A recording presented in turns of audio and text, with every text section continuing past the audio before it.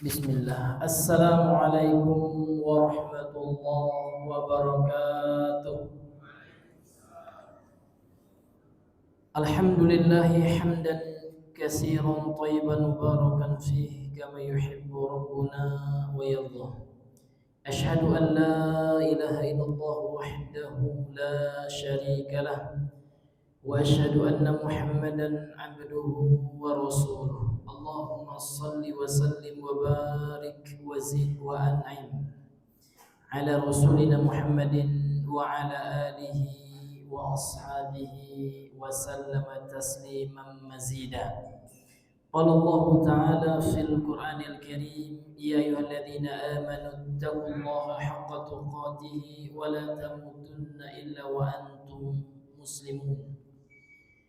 Amma ba'du, ma'asyiral muslimin wal muslimat rahimani wa rahimakumullah. Bapak Ibu sidang jemaah salat subuh yang semoga dirahmati oleh Allah.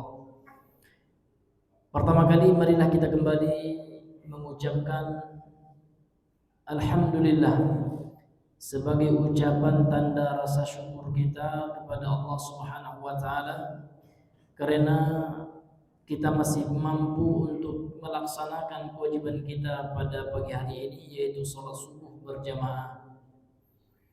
Kemudian marilah kita kembali bersalawat dan berkirim salam untuk junjungan kita Nabi besar Muhammad sallallahu alaihi wasallam. Allahumma salli ala Muhammad wa ala ali Muhammad. Ma'asyiral muslimin wal muslimat, Bapak Ibu yang Allah muliakan. Tidak terasa bahwasanya pada hari ini kita telah memasuki bulan Sya'ban, sehingga tidak sampai 1 bulan lagi kita akan bertemu insyaallah dengan bulan suci Ramadan.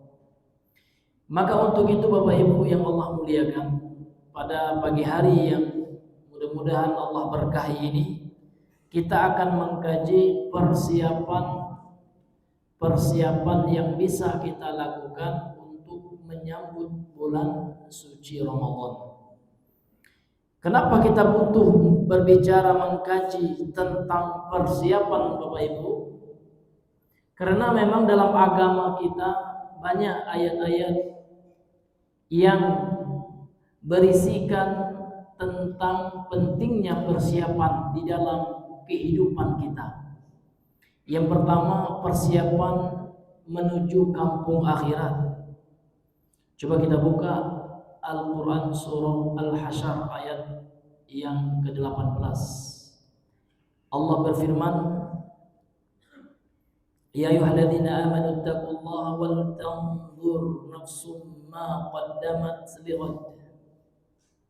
Ulama tafsir mengatakan ini persiapan untuk hari kiamat.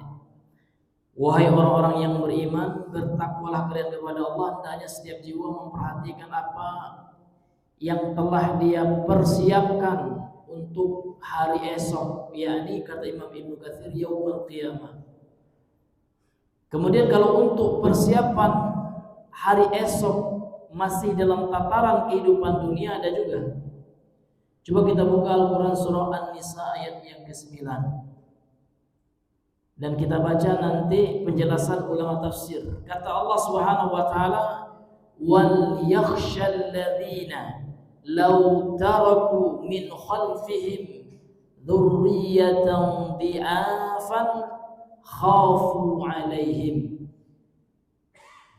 Kata Allah yang artinya, hendaklah menjadi takut, khawatir orang-orang yang apabila meninggalkan di belakang mereka anak keturunan yang lemah, yang mereka khawatirkan akan kesejahteraan mereka. Asbabun nuzul di antara asbabun nuzul, sebab turunnya ayat ini disebutkan oleh Imam Ibnu Katsir. Beliau jelaskan dengan hadis Nabi sallallahu alaihi wasallam dalam Sahih Bukhari dan Muslim, dalam Sahihain. Maka beliau menceritakan wasabata fi sahihaini, kata Imam Ibnu Katsir, dan telah terdapat sebuah riwayat dalam hadis Al-Bukhari dan Muslim, dua hadis sahih, bahwasannya suatu ketika ya Nabi Muhammad SAW pernah berkunjung kepada atau melayat kepada salah seorang sahabat yang lagi sakit, yang bernama Sa'ad bin Abi Waqqas. Ini sahabat yang lagi sakit nih, Bapak Ibu yang dimuliakan oleh Allah Subhanahu wa taala. Kemudian Sa'ad bin Abi Waqqas ini, Bapak Ibu yang dimuliakan oleh Allah Subhanahu wa taala, ya beliau bertanya kepada Nabi yang mulia sallallahu alaihi wasallam. Apa pertanyaan beliau? Ya Rasulullah, wahai Rasulullah, katanya, inni zumalin, aku punya harta, wala yarisuni illa ibnatan, dan tidaklah mewariskan hartaku tersebut kecuali satu orang anak perempuan. Apakah boleh aku menyedekahkan sepertiga dari hartaku tersebut? Maka dijawab oleh Nabi, la, jangan. Qala, lantas Nabi bersabda, fassulusu, qala as-sulusu was-sulusu katsir. Kalau engkau sedekahkan sepertiga dari hartamu, karena sepertiga itu banyak. Nah, kemudian di akhir hadis ini Rasul mengatakan, summa qala Rasulullah SAW, kemudian Rasulullah bersabda, innaka antadharu warasataka aghniya'a khairun min antadharahum alatan yatakaffafunan nas. Sesungguhnya kalau engkau meninggalkan ahli warismu dalam keadaan kaya, itu lebih baik daripada engkau meninggalkan mereka dalam keadaan fakir miskin, sehingga mereka akan meminta-minta kepada manusia. Artinya dalam Islam boleh Pak kita mempersiapkan bekal untuk anak keturunan kita, ini jatah untuk anak saya, untuk modalnya boleh. Seperti yang terjadi pada sahabat Sa'ad bin Abi Waqqas ini, yang ingin, udahlah sepertiga harta saya untuk sedekah, untuk saya wasiatkan, nanti baru sisanya untuk ahli waris saya, cuma satu orang kok gitu. Kata-kata Nabi jangan. Makanya dalam Islam itu nggak boleh, dalam fikih Islam itu Pak, kita menyedekahkan harta kita lebih dari daripada sepertiga ya, atau sepertiga ya harus kurang. Kenapa? Karena akan memakan hak daripada ahli waris kita, yang boleh jadi ahli waris kita membutuhkan harta itu. Sehingga kalau seandainya kita tinggalkan anak kita dalam keadaan berkecukupan, itu tentu jauh lebih baik, ya kata Rasulullah nih Pak ya, daripada kita tinggalkan mereka dalam keadaan tidak bermodal. Ini mesti kita ingat Bapak Ibu yang punya uang ya. Ini nasihat Nabi nggak hanya kepada sahabat ini ya. Memang kepada sahabat itu ya kejadiannya, namun hukumnya ini untuk seluruh kaum muslimin. Artinya bahwasanya dalam Islam itu kita disuruh untuk mempersiapkan ini, untuk mempersiapkan kehidupan dunia kan gitu.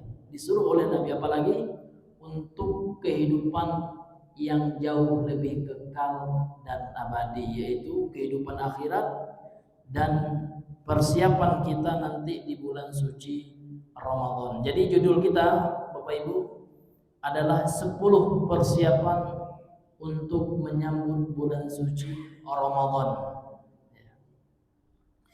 yang kami ambil dari tulisan seorang ulama yang bernama Syekh Saleh Al-Munajjid rahimahullah. Beliau menuliskan judul di sini, Asyru khutwatin listi'dadi li syahri Ramadan. 10 ya langkah-langkah untuk persiapan bulan suci Ramadan. Bapak Ibu yang dimuliakan oleh Allah Subhanahu wa taala, yang pertama kata beliau adalah at-taubatus shadiqah. Sebelum masuk bulan suci Ramadan, maka hendaknya kita telah sama-sama dan selalu bertobat dengan taubat yang sebenarnya, dengan taubat yang jujur, yang nasuha, yang shadiqah, yang sebenarnya. Maka Bapak Ibu yang dimuliakan oleh Allah Subhanahu wa taala, apa hikmah dari kita bertobat itu? Untuk membersihkan dosa-dosa yang ada dalam hati kita. Karena dosa-dosa itulah nanti Bapak Ibu yang akan melemahkan semangat dan kekuatan kita untuk beramal saleh. Karena pengaruh dosa itu nyata, real. Maka disebutkan dalam hadis yang diriwayatkan juga oleh Imam Muslim, kata Rasulullah, innal 'abda idza aznaba dzamba nukitat fi qalbihi nuqtatun sauda. Seorang hamba itu, kata Rasulullah, apabila berbuat dosa maka ditorehkan dalam hatinya titik hitam. Fa idza huwa naza'a wa taba suqila qalbuhu. Apabila dia berhenti ditinggalkannya dosa itu, dia menyesal bertobat kepada Allah, maka akan bersih kembali hatinya. Sebaliknya, kalau tidak mau bertobat namun tetap melakukan dosa itu, Pak, tentu lama-kelamaan bisa menghitam, bahkan bisa mati hatinya. Bapak Ibu yang Allah muliakan, ternyata tobat ini Bapak Ibu tidak hanya untuk orang-orang yang non-muslim, untuk orang-orang munafik. Bahkan Allah menyeru orang-orang yang beriman. Ini banyak sekali ayat dalam Al-Quran. Nah, di antaranya Bapak Ibu, ya dalam surah ya An-Nur ayat 31. Apa kata Allah Subhanahu wa taala? Wa tubu ilallahi jami'an ayyuhal mu'minun, kata Allah. Dan bertobatlah kepada Allah seluruhnya wahai orang-orang yang beriman, la'allakum tuflihun, supaya kalian beruntung, bersukses dalam kehidupan dunia dan akhirat.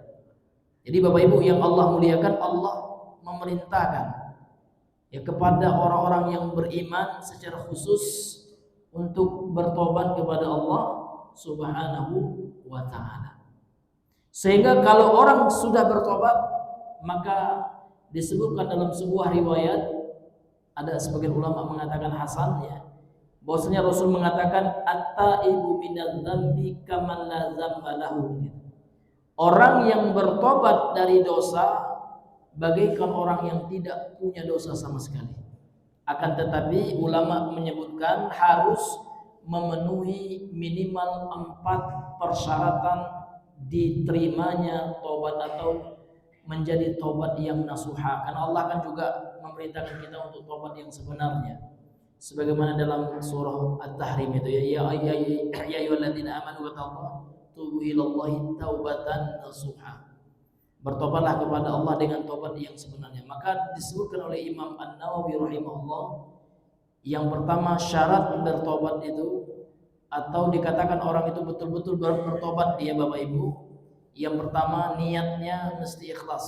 Artinya dorongan dia bertobat wajib harus karena Allah, bukan karena faktor-faktor yang lain ya. Harus yang menggerakkan dia bertobat itu hanyalah karena ridho Allah dan mengharapkan apa yang ada di sisi Allah, yaitu kebahagiaan di hari akhirat.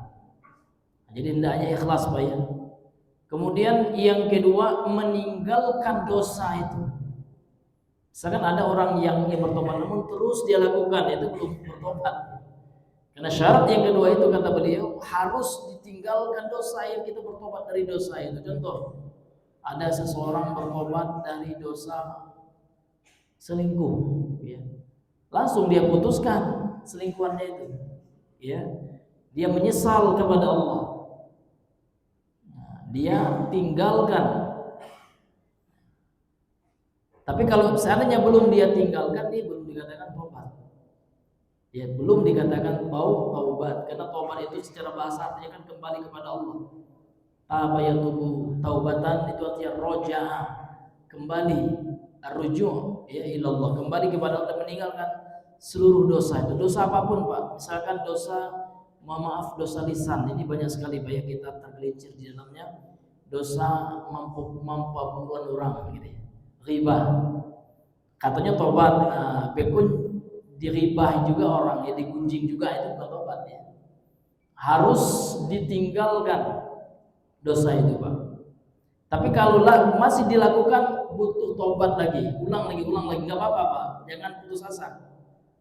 Jadi memang tobat ini nggak boleh kita berputus asa Pak, karena misi dan visi iblis dan bala tentaranya syaitan itu bagaimana manusia ini tidak bertobat. Nah, karena mereka tahu kalau kita bertobat Bapak Ibu, kita menjadi orang yang Allah cintai kan gitu. Karena Allah itu cinta kepada orang yang bertobat.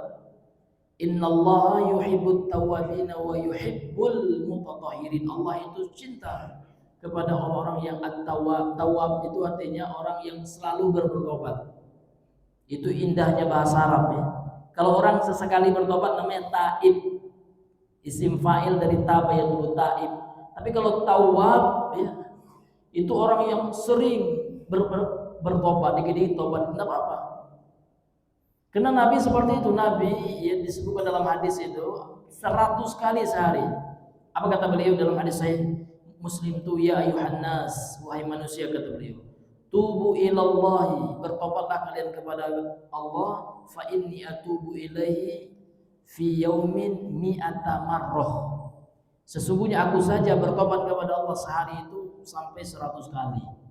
Maka kita harus sering Pak ya, sering-sering bertobat terus hingga di akhir hayat, sehingga sampai ajal kita dalam keadaan bertobat. Bapak Ibu yang dimuliakan, namun syaratnya harus kita penuhi Pak ya. Syarat yang kedua tadi meninggalkan dosa. Kemudian yang ketiga menyesal, an-nadamah kan gitu. Minadzam, dari dosa, menyesali dosa itu. Jadi Bapak Ibu, orang yang dikatakan taubatun nasuha itu Pak, dia tidak akan merasa bangga Pak. Ingat dosa itu, bisa menangis dia, meniti air mata ya kan. Adalah sebagian kawan Pak bangganya, alun pajatnya, ambu memudurang dari sebagai gara-gara itu belum menyesal. Seharusnya kalau dia memang berdosa seperti itu, ketika mengatakan itu bergetar hatinya, menggigil aja Pak ya, ya Allah ya, menyesal dia. Nah, bukan bangga, tidak boleh bangga ya.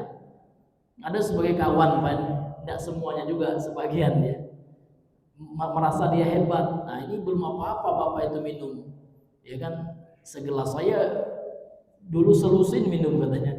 Tidak boleh Pak, kalau sudah bertobat itu nggak boleh kita ya katakan, apalagi dengan nada sombong, itu nggak boleh. Bapak Ibu yang dimuliakan oleh Allah Subhanahu wa taala. Jadi yang ketiga apa Pak? Bapak Ibu, menyesal Pak. Kita sesali, ya Allah selingkuh saya dulu ya Allah, menangis kita ya. Insya Allah dengan setiap penyesalan itu Pak, ya Allah akan menutupi dosa-dosa kita dan memaafkan kita. Maka disebutkan juga dalam sebuah riwayat, Rasul mengatakan an-nadamatu minat taubah. Penyesalan kita terhadap suatu dosa itu bagian dari taubat. Maka mesti kita menyesal. Sehingga kalau kita sudah menyesal di dunia dan di akhirat, kalau orang yang tidak menyesal di dunia ini, nanti di akhirat. Namun kalau di akhirat menyesal, tidak diterima lagi oleh Allah. Walaupun kita tangis darah sekalipun, ya Allah kenapa aku tidak sholat dulu di dunia, tidak lagi Pak. Sekarang di dunia kita boleh menyesal, ya Allah dulu lalai saya ya Allah, nangis kita boleh, bagus malahan, ya kan? Maka 7 dari manusia yang disebutkan dalam hadis Sahih Muslim itu yang akan mendapatkan naungan dari Allah kelak di padang mahsyar, di antaranya adalah orang yang menyesali dosanya. Wa rajulun dzakarallaha khaliyan, seseorang yang ingat dia kepada Allah, termasuk ingat kepada dosanya, fafadat ainah, lantas kemudian meneteslah air matanya, ingat akan dosanya, itu akan menjadi sebab diampuni dosa kita dan mendapatkan pula kita kelak di akhirat naungan dia dari Allah di padang mahsyar di hari yang sangat panas, yang matahari didekatkan ke kepala kita masing-masing. Nauzubillahi min dzalik. Maka menyesal ini penting Bapak Ibu. Kita harus menyesali apa dosa yang pernah kita lakukan. Jangan kita banggakan. Karena disebutkan dalam hadis Sahih Al-Bukhari ya, setiap hambaku itu, kata Allah dan dalam hadis qudsi ya, itu dimaafkan oleh Allah, kecuali orang yang bangga akan dosanya. Ada orang kayak bangganya. Ini tidak boleh sekali ya kita merasa bangga kita harus menyesal dan merasa bersalah, betul. Kemudian Bapak Ibu yang keempat, yang keberapa? Yang apa? Yang keempat lagi Pak ya, syaratnya lupa. Yang keempat adalah bertekad untuk tidak lagi mengulangi dosa itu. Jadi harus ada tekad Pak ya, jangan bertekad untuk beko melakukan dia. Jangan, itu belum bertobat itu. Jadi kalau orang bertobat yang sebenarnya, setelah dia menyesal, dia bertekad, berjanji dalam hatinya, ya Allah, saya tidak akan mengulangi lagi ya Allah. Jangan kalau ada piti baju dia boleh gitu ya. Tobatnya bila tidak ada piti saja aja, itu bukan tobat Pak ya. Ya itu belum dikatakan bertobat. Kalau bertobat itu sudah ada tekad dalam hatinya. Namun ternyata karena kelemahan hati kita, kelemahan iman kita, ya jatuh juga. Itu ya harus kita kembali bertobat seperti itu. Jangan pernah udahlah Allah tidak akan mengampuni dosaku lagi. Jangan pernah Bapak Ibu menganggap seperti itu, karena Allah Maha Pengampun. Berapapun dosa kita, berapa kali pun kita berbuat maksiat, selama kita punya niat dan tekad untuk bertobat, Allah akan menerima taubat kita. Allah akan selamanya menerimanya Pak. Selama kita berprasangka baik kepada Allah, Allah Maha penerima taubat. Jangan putus asa, kan itu pesan Allah dalam Al-Quran itu. La taqnatu min rahmatillah, kata Allah. Jangan kalian berputus asa dari rahmat Allah. Innallaha yaghfiru dzunuba jami'a. Karena Allah akan mengampuni seluruh dosa. Yang namanya dosa kalau kita taubat insyaallah mengampuni. Kemudian syarat yang ke-6 Pak ya. Yang kelima ya, yang terakhir ya. Nah, kalau dosa itu berkaitan dengan Allah, bisa langsung Pak kita mohon ampun kepada Allah. Namun kalau seandainya berhubungan dengan manusia, nah ini agak berat dikit Pak ya.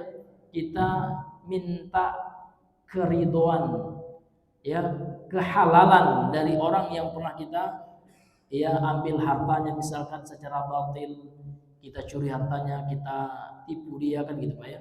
Atau orang yang kita jatuhkan kehormatannya, kita tuduh yang bukan-bukan, ternyata tidak, kita fitnah dia gitu ya, kita jelek-jelekkan dia padahal dia tidak seperti itu.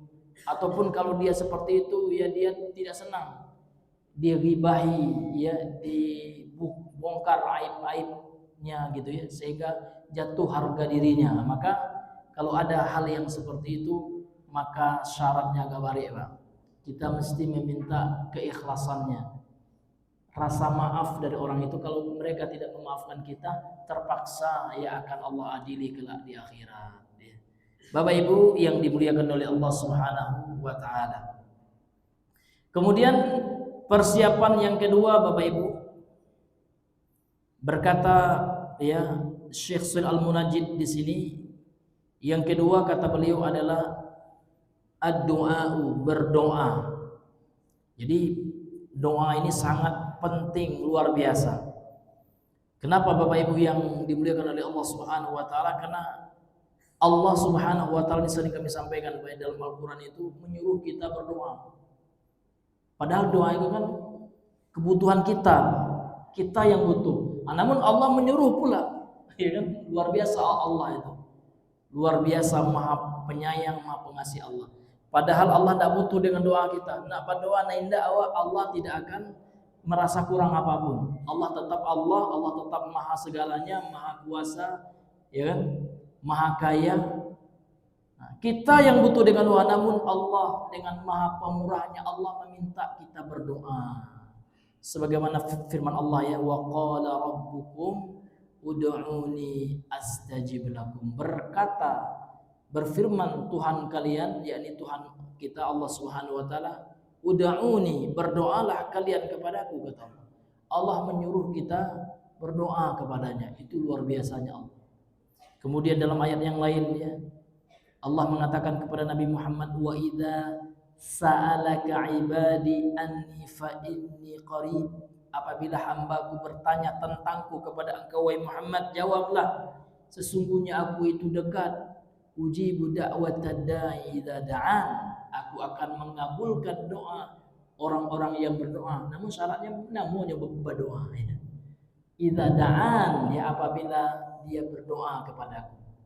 Namun masih malejo sebagian manusia untuk berdoa kepada Allah, padahal Allah sendiri yang mengatakan Allah itu tidak jauh, ya Allah itu dekat sekali dengan kita. Artinya Allah mendengar kita, melihat kita, ya, dan bahkan utusan Allah itu, malaikatnya Allah itu lebih dekat daripada urat leher kita. Aqrabu ya ilaikum min hablil au kama qala Allah Subhanahu wa taala.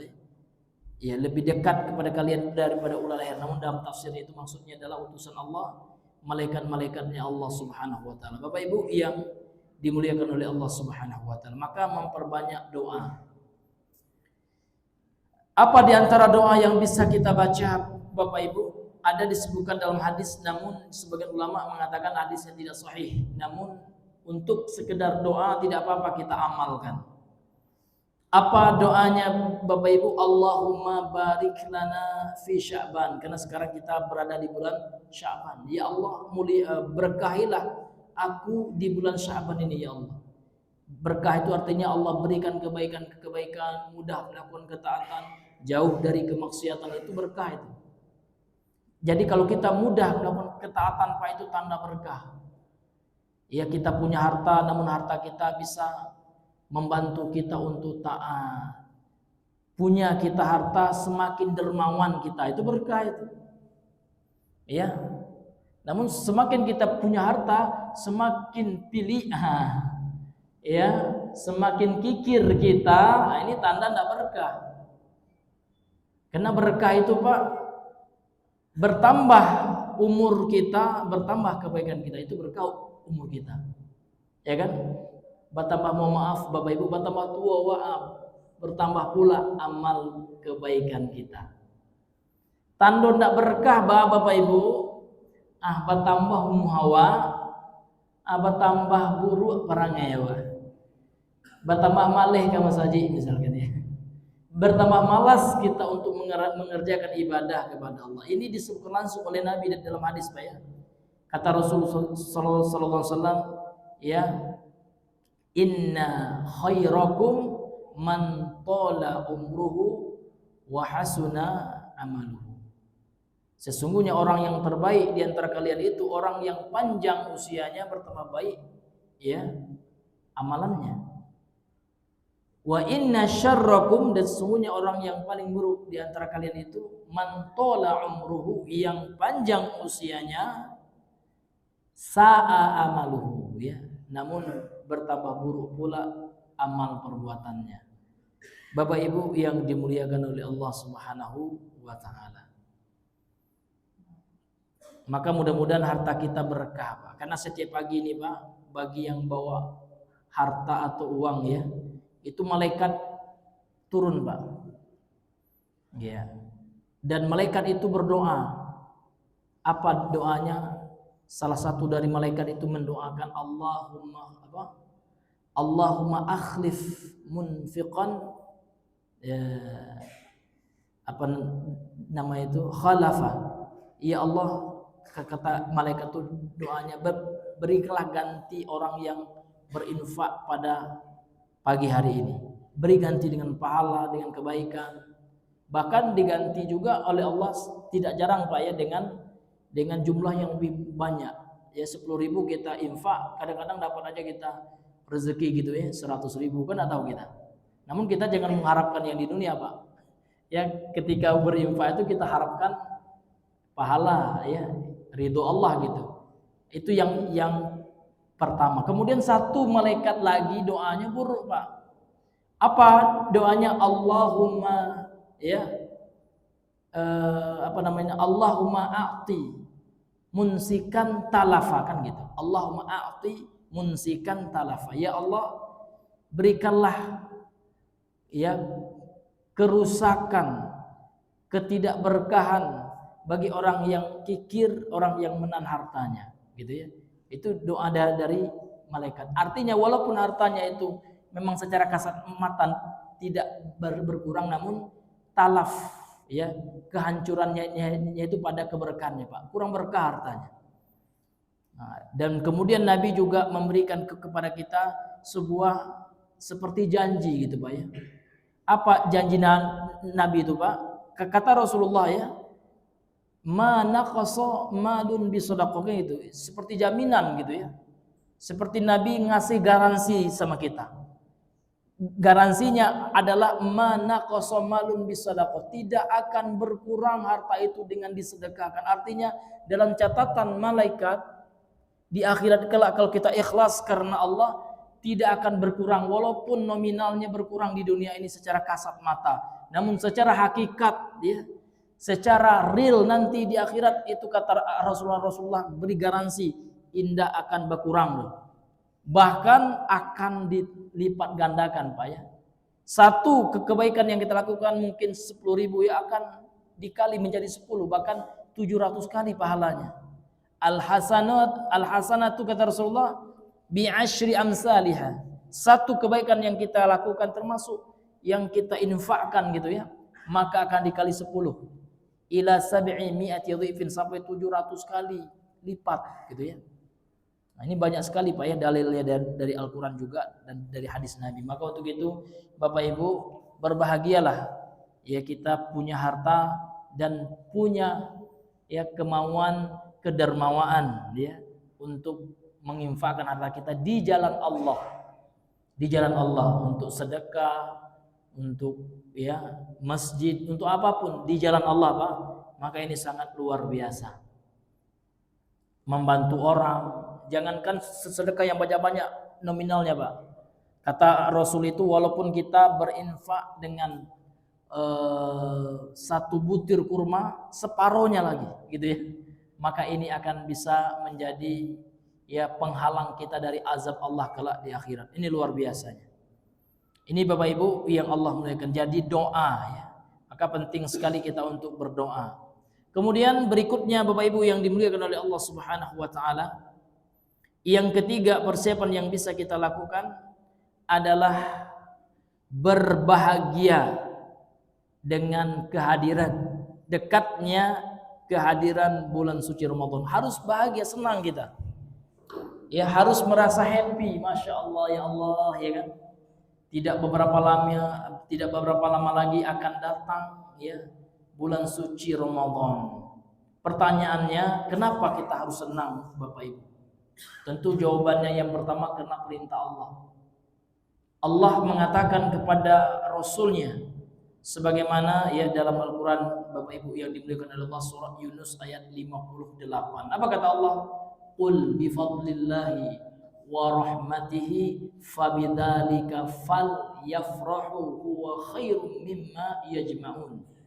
Yang artinya, qul katakan wahai Muhammad, bifadlillah wa rahmatihi, karena keutamaan dari Allah dan kasih sayangnya, fabidzalika falyafrahu, karena hal itu hendaknya kalian berbahagia. Tidak kita ragukan lagi Bapak Ibu ya bahwasanya bulan Ramadan itu adalah keutamaan besar dari Allah. Tidak ada yang melebihi keutamaan itu lagi. Bahkan ada satu malam di dalamnya, di terakhir 10 terakhir bulan suci Ramadan itu Lailatul Qadar ya. Itu ibadah yang kita lakukan di dalamnya sama jauh lebih baik daripada 1000 bulan Pak ya. Khairun min alfi syahr gitu. Itu keutamaan luar biasa Bapak Ibu, itu rahmat Allah luar biasa. Maka rahmat Allah itu tercurah di bulan suci Ramadan, itu luar biasa rahmat Allah, kasih sayang Allah. Ya Allah yang melipat gandakan amal-amal soleh kita. Maka untuk itu Allah mengatakan fabidzalika falyafrahu. Karena hal itu hendaknya ya kalian berbahagia kata Allah. Senang kita. Nah, jangan sasak pula ahmu sebagian kita Pak ya. Tiba puluh Ramadan lah balah palo aku siang hari ya Allah gitu ya. Jangan Pak. Ya. Nah, jangan kita pikirkan yang seperti itu ya.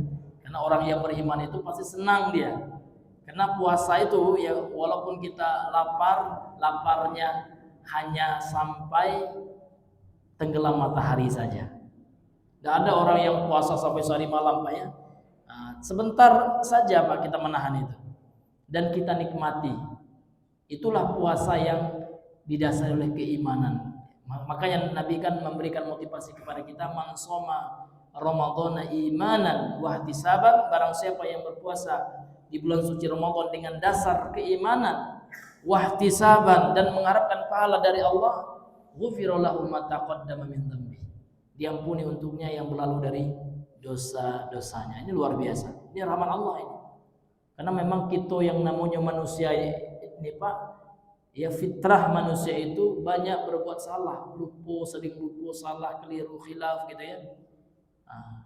Maka untuk mengimbangi itu Pak, maka itulah ibadah-ibadah yang Allah tetapkan bagi kita, dan keutamaan bulan-bulan yang Allah tetapkan di antaranya itu bulan suci Ramadan itu. Dan ibadah puasa yang kita lakukan di dalamnya sebagai pengubur dosa kita. Maka kita senang Pak. Alhamdulillah ya Allah, puasa dekat lagi ya Allah, mudah-mudahan puasa ini saya bisa maksimal ibadah sehingga menjadi pengubur dosa-dosaku ya Allah, itu Pak. Kalau tidak ada Ramadan Pak, boleh jadi ya dosa kita tidak berkurang gitu. Maka inilah keutamaan besar daripada bulan suci Ramadan, Bapak Ibu yang Allah muliakan. Kemudian yang berikutnya, yang keempat, Bapak Ibu yang dimuliakan oleh Allah Subhanahu wa taala, ibra'u dhimmati minas siyamil wajib. Ya.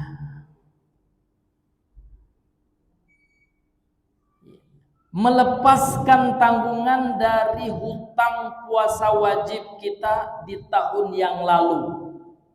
Mohon maaf, mungkin nado di antara kita Bapak Ibu mungkin tahun kemarin ada yang sakit gitu kan. Jadi jangan sampai lewat Pak. Ya, kita diberikan waktu sebulan ini Pak ya untuk ya mengqadha, mengganti puasa-puasa yang kita tidak sempat kerjakan di bulan puasa kemarin karena sebab-sebab yang dibenarkan oleh Allah. Contoh sakit mungkin atau sedang safar. Ya, safarnya melelahkan, meletihkan ya, sehingga dia memutuskan untuk berbuka saja. Nah, maka sebelum masuk Ramadan tahun ini, di bulan Sya'ban ini Bapak Ibu kita sudah lunasi hutang itu semua. Mohon maaf ini terutama ibu-ibu ya. Kan sebagian ibu-ibu ya yang belum menopause lah gitu ya, ini pasti datang kan gitu ya setiap bulannya. Di bulan Ramadan datang juga dia. Ya, tanpa diundang datang sendiri kan gitu. Maka untuk itu ya kita catat betul ibu-ibu sekalian. Catat. Ya. Berapa puasa kita yang ompong, kan itu kalau bahasa Minang ompong bahasanya. Ya. Atau berapa puasa kita yang belum kita tunaikan. Nah, mumpung belum masuk bulan Ramadan, kita berada di bulan Sya'ban ini, kita kerjakan ya.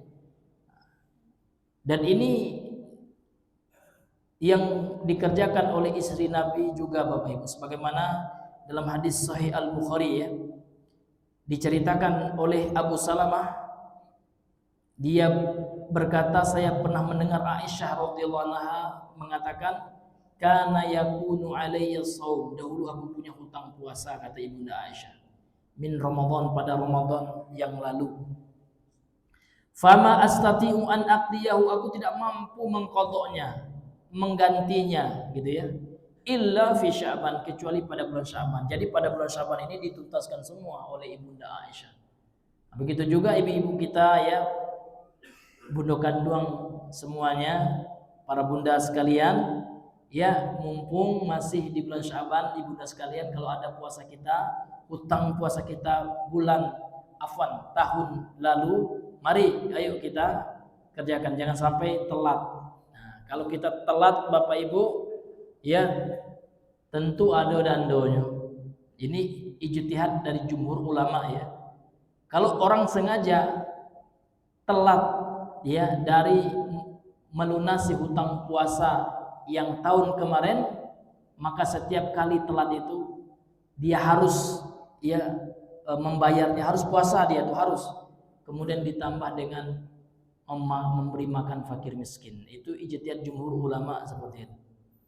Nah, maka sebelum itu ya, sebelum kita telat, hendaknya kita ingat-ingat ya berapa hutang puasa kita dan kita kerjakan, mumpung kita masih berada di bulan Sya'ban ini. Bapak Ibu yang Allah muliakan. Kemudian yang berikutnya, yang keenam, ya, yang kelima betul Pak ya, 6. Yang kelima, at-tazawwud bil ilmi. Hendaknya kita berbekal dengan ilmu sebelum masuk bulan suci Ramadan. Litaqifa ala ahkami siyam, sehingga kita bisa betul-betul menunaikan, mendirikan hukum-hukum puasa itu. Maksudnya apa? Sehingga ketika masuk bulan puasa Pak, kita sudah ada bekal ilmu. Ya, kita sudah mempelajari sedikit tentang fikih berpuasa. Tahu kita apa itu puasa, apa itu rukunnya, apa syarat sah dan syarat wajibnya, apa pembatalnya, apa perkara makruh di bulan puasa itu, apa pula yang disunahkan gitu. Nah, kalau kita membaca apa? Ya, kalau kita tidak sempat ikut pengajian, mungkin kenalah sudah mepet waktunya, bisa kita baca gitu ya. Ya, fikih-fikih Ramadan itu banyak sekali ya. Di antaranya yang diterbitkan juga oleh lembaga tarjih ya, itu bagus Pak ya. Ya, kita baca, kita download, kan ada PDF-nya apa semua. Ya, kita baca sebagai bekal untuk kita di bulan suci Ramadan. Artinya kita sudah ada persiapan kita ya dari sisi ilmu ya. Sehingga kita puasa pan ikut-ikutan lah gitu ya. Nah, misalkan contoh Pak ya, ada di antara masyarakat di antara ya secuil mungkin gitu ya. Maka kalau tampe ambo sahur itu kita jam 3 awal lah sahur ya. Padahal yang sunnahnya kita mengakhirkan seperti itu. Karena dalam sisi kesehatan ya, itu juga tidak bagus Bapak Ibu. Ya seperti kebiasaan di kampung-kampung ya. Jam 2 jago gitu ya. Makan kanyang-kanyang Bapak Ibu. Lah kanyang lalu loleh, tidur habis tuh. Masya Allah kolesterolnya meninggi ya. Iya, tidak bergerak kita, makan banyak-banyak gitu. Penyakit ya timbul Pak ya. Maka ada sunnahnya adalah mengakhirkan sahur, ya kan? Bahkan sahabat Nabi kan bertanya kepada Nabi, berapa jarak antara azan dan makan sahur? Ya kan? Maka Nabi menjawab seukuran membaca 50 ayat kan gitu. Jadi jangan jauh-jauh bana kan gitu. Jam 4 itulah boleh makan sahur, jam 2 lah makan sahur, habis itu tidur. Jangan tidur Pak ya, habis makan itu kalau bisa kita baca Quran ya kan, atau kita masih sempat lagi sholat sunnah gitu ya, bisa kita sholat qiyamul lail kan seperti itu. Banyak hal-hal yang kita lakukan. Tapi kalau jam 2 jagonya mau tidak mau lalu oleh Pak ya, karena subuh jauh lah ya gitu kan. Ya jam 2 kita sahur, subuh jam 4:30 misalkan kan jauh kan.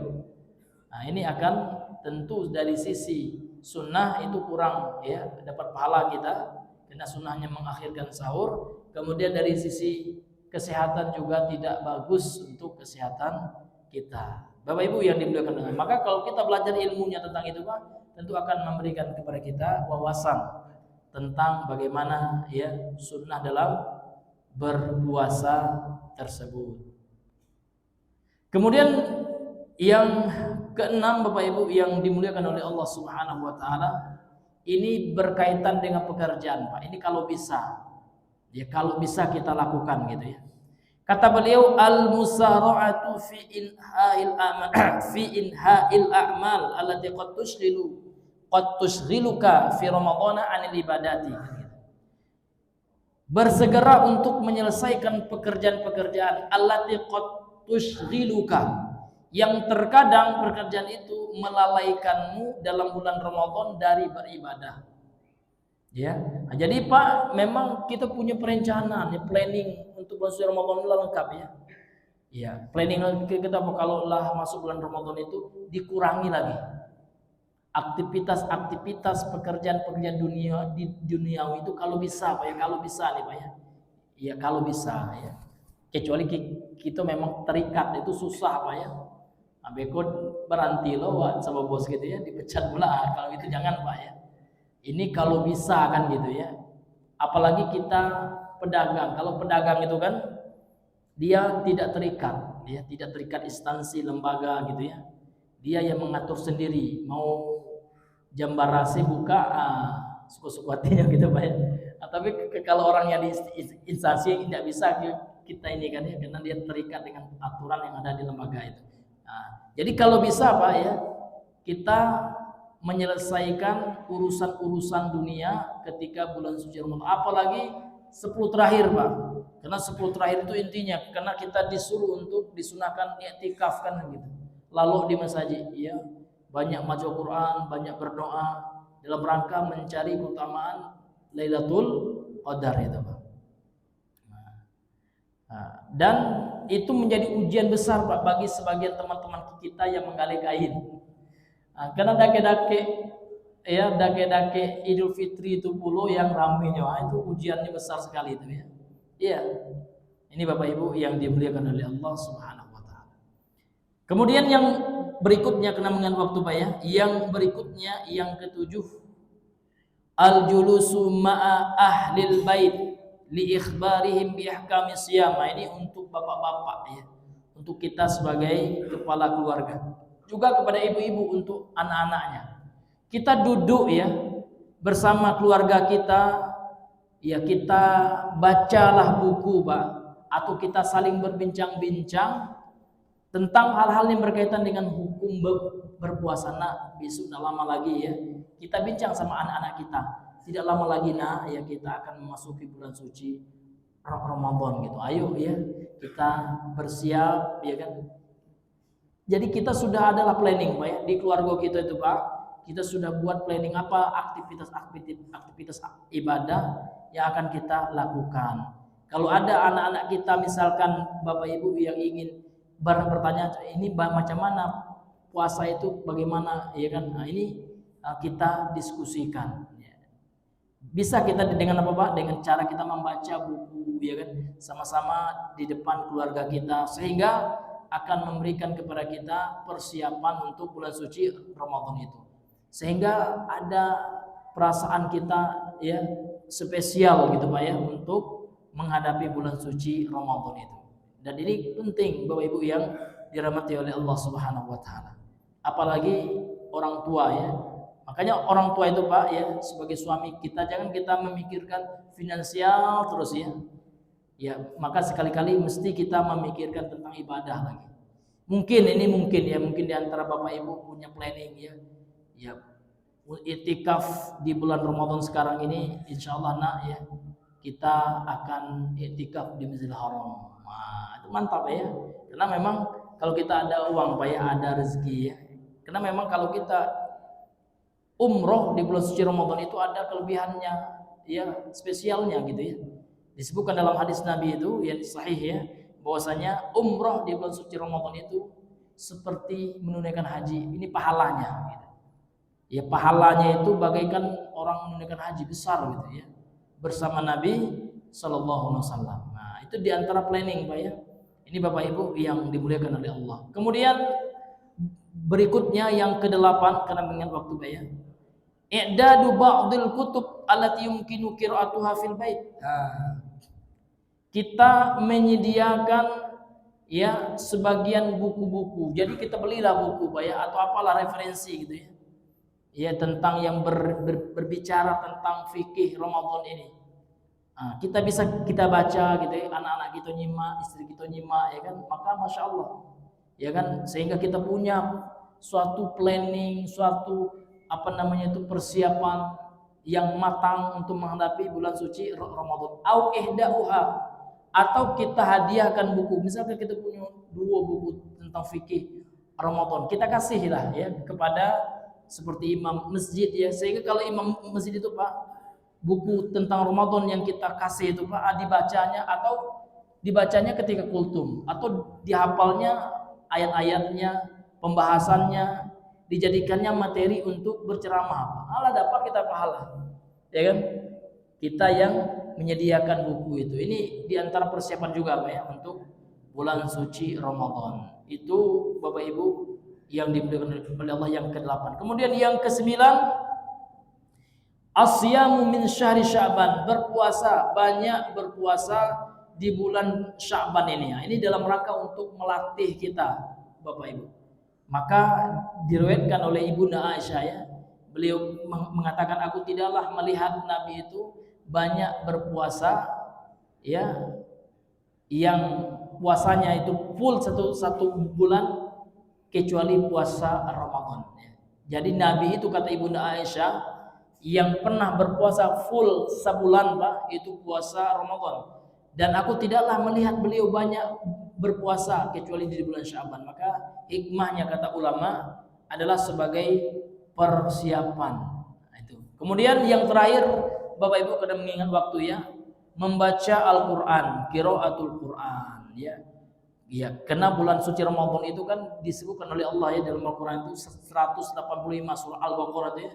Syahrul Ramadan alladzi unzila fil Qur'an hudal linnas wa bayyinatin minal huda wal furqan kan seperti itu. Karena bulan suci Ramadan itulah bulannya Al-Qur'an itu. Bulan yang Allah turunkan di dalamnya Al-Qur'an secara keseluruhan dari Lauhil Mahfuz ke Baitul Izzah, ke langit dunia kan gitu. Di sepertiga akhir Ramadan itu. Bapak Ibu yang dimuliakan oleh Allah, maka untuk itu kita sebelum masuk bulan suci Ramadan itu sudah banyak kita baca Al-Quran di bulan Sya'ban ini untuk apa Pak? Supaya kita terbiasa.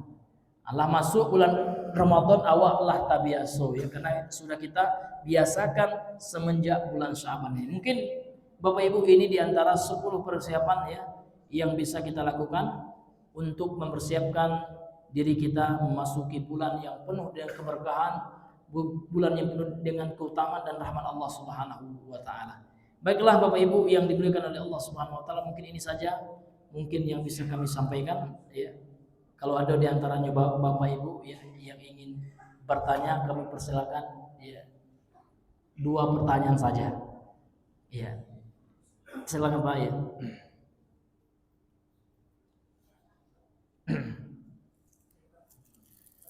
Oh ya Pak ya, boleh Pak ya.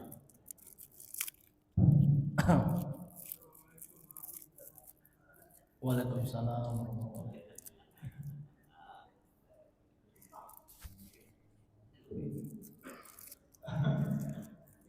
Ini saya tertarik masalah taubat itu. Oh ya Pak ya. Ini kan taubat itu orang melakukan karena dia tidak tahu kan gitu Pak. Makanya dia taubat itu taubat. Tapi zaman sekarang beda. Dia nggak tahu, malahan orang mengerjakan itu kadang-kadang ilmunya tinggi, nanti dengan agama segala macam. Tapi dia masih tega Ustaz mengajarkan Ustaz. Apakah karena dia masih ngerti Ustaz? Melakukan aja lah, karena nanti Tuhan akan mengampuni gitu Ustaz. Kan gitu prinsipnya. Jadi sekarang masih banyak orang-orang yang pintar agama, mau nyakiti orang, korupsi segala macam Ustaz. Masya Allah. Apa sebenarnya akibat dari perbuatan ini Ustaz? Kalau kita melakukan yang sudah tahu, masih mengerjakan Ustaz itu.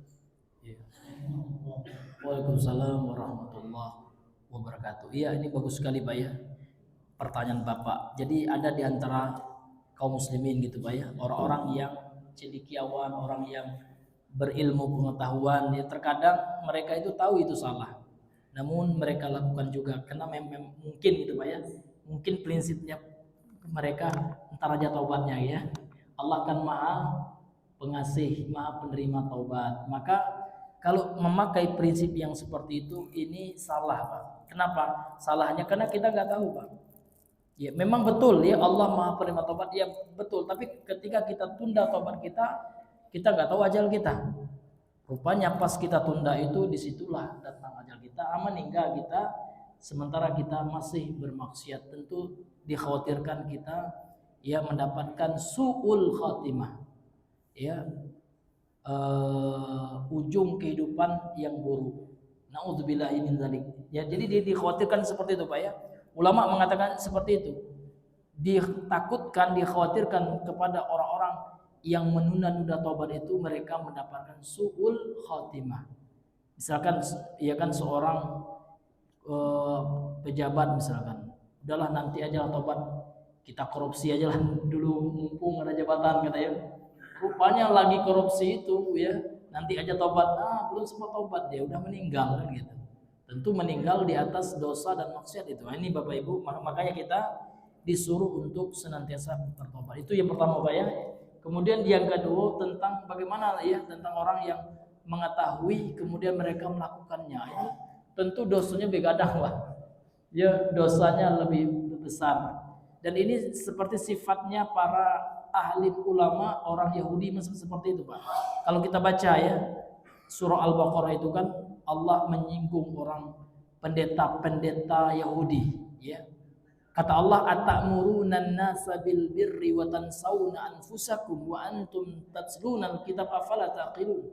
Apakah kalian memerintahkan orang untuk melakukan kebaikan sementara kalian ya melupakan diri kalian gitu. Sedangkan kalian membaca Alkitab, membaca Taurat, ya. Apakah kalian tidak berpikir kalau bahasa karehnya Pak, lai bau awak gitu ya. Awak menyuruh orang melakukan kebaikan. Salat awak suruh awas, saja ini tidak salat doa itu kan. Ini contoh banyak. Tentu itu lebih besar dan ini menyerupai kebiasaan ahli kitab ya. Ahli kitabnya pendeta-pendeta orang-orang Yahudi sehingga disinggung oleh Allah Subhanahu wa taala. Kemudian dalam ayat yang lain Pak ya, ini Allah mengecam keras ya. Kaburo kata Allah. Kaburo maqtan indallah. Amat besar kemurkaan di sisi Allah antaqulu ma la taf'alun. Engkau mengucapkan apa yang tidak engkau lakukan. Maka berat memang betul Pak. Ya, kalau kita yang sudah tahu ini Pak, ketika kita hanya menyampaikan saja tidak mengamalkan ini lebih baik Pak ya. Maka kita takut kepada Allah akan hal-hal itu, mudah-mudahan Allah beri kita kekuatan untuk bisa mengamalkan apa yang kita sampaikan. Amin amin ya rabbal alamin. Mungkin itu Pak ya. Iya. Baiklah Bapak Ibu. Iya, karena lah jam 6:30 Pak ya, mungkin kita cukupkan ya karena masih ada kegiatan yang berikutnya. Ya kita cukupkan sampai di sini, mudah-mudahan yang singkat ini bisa bermanfaat terutama bagi kami yang menyampaikan, kemudian juga bagi Bapak Ibu yang hadir di masjid kita ini. Subhanakallahumma bihamdika asyhadu an la ilaha illa anta astaghfiruka wa atubu ilaik. Assalamualaikum warahmatullahi wabarakatuh.